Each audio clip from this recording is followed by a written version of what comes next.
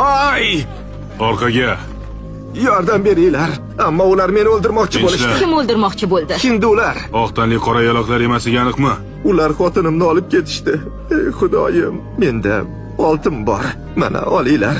Faqat meni ulardan qutqaringlar. Iltimos qilaman.